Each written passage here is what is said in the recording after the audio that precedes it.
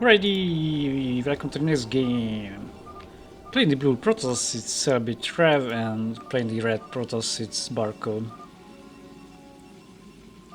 Okay, let's continue the fun. So, same teams. Or wait, no, this time Crackling is playing.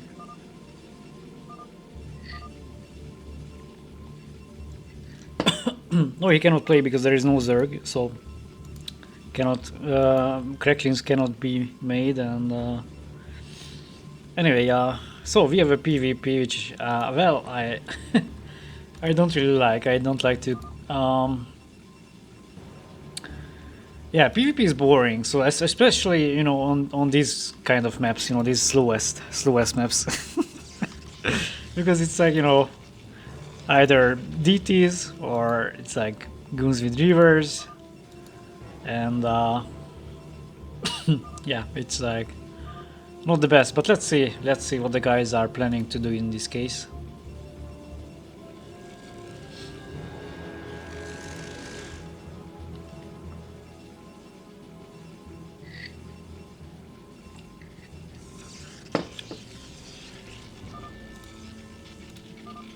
The guys really have time to chit chat, of course. But yeah, this is true. So these are the kind of maps where nothing happens for 20 minutes. You can, go down to the Burger King, get some nice menu, and then you can once you arrive back, then okay, finally.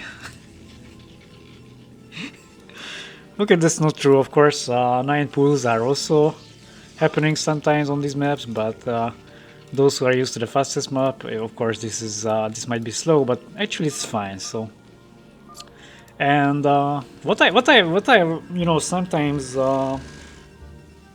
think, or I not think, it's like, so what I visually tend to talk about, and I really want to discuss this with someone like who is.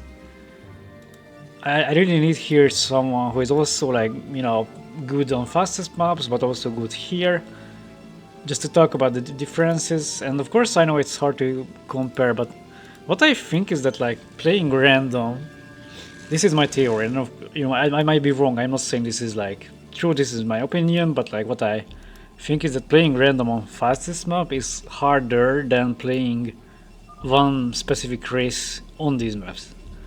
And why I say that is like, of course random, like you have to have a mastery over 3 races, that's okay, but what usually strikes me on these maps is that all the time the same things happen. Like PvT, like, okay, what's a PvT on the slowest map?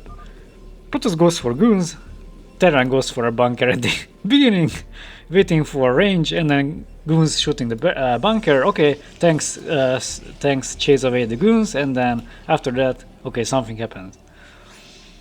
And then like, okay, what is ZVT? Zero player opens up with the hatchery, goes for a fast Mythalisk harassment. Okay, Marines go out on the map, they go back, go out, go back, go out, go back. Mythalisks are harassing, and then Lurkers is swarm. So it's like, my problem is that why would this be harder than a fastest map where you cannot even see like the same thing happening? And I'm not saying that. So of course on fastest map, yeah, same things can happen. But what I am saying is that usually a game is so much different. It's like hundreds of things can happen. So it's like you have to be prepared basically for anything because you cannot know what will happen. So sorry guys for hijacking this commentary, but of course I'm don't want to talk about the differences of the game, but like in the beginning wanted to say that for me that's why fastest is harder, because here, let's say you pay a PvT, all you have to do is do the same thing all the time. Go for goons, go attack the bunker, blah blah blah blah. It's like, yeah, and then so just to summarize, of course playing one single race on each map, of course this map is harder, but I think playing random on fastest is harder than playing one race on this map. And then of course feel free to comment me in the comments, like feel free to correct me in the comments, like what's your opinion about this, or what do you think, whether it's harder to always play the same thing than playing it differently, all the time, but with easier solutions because you have infinity money and infinity gas minerals and so on. So yeah, let me know what you think. Anyway, blue player is opening up with robotics, while red player is a bit behind. He was of course focusing on attacking and making units and so on. But so right now, of course, red player has the advantage as he has an extra base and defense is also available. He just has to buy some time until his tech is upgrading, because right now he only has cybernetics core, while blue is already preparing a robo. So of course reavers and observers will be available, so he can get some intel.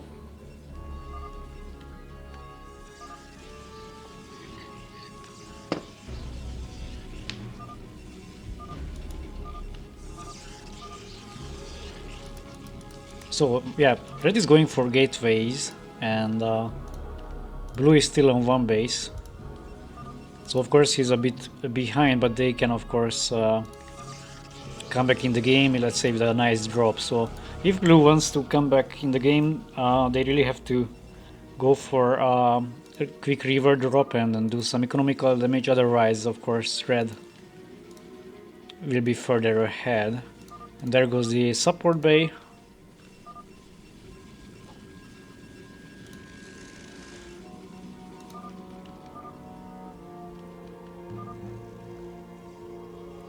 So yeah, this is an all-in by the blue player. They really have to try to break this choke right here, and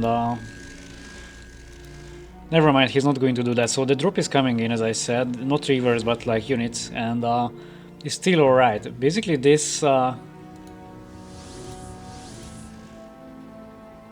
this is probably not seen.